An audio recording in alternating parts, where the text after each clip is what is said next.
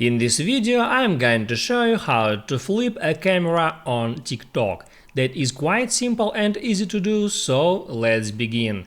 And first open up TikTok app and now there hit at plus sign to start recording new video.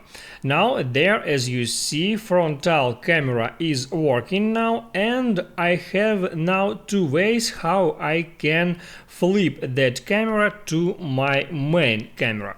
So the first way is to tap right there at the top right at flip icon. I tap at that icon and now my camera has been flipped to main camera. And also there is another way how you can flip your camera to frontal camera, or actually how you can switch between your cameras, is double tap on your screen. Now see how it works. And as you see, I have just switched a camera. Let me show you again. Double tap, and now my main camera is working again. That's how it works, guys. If this video helped you out, don't forget to like and subscribe.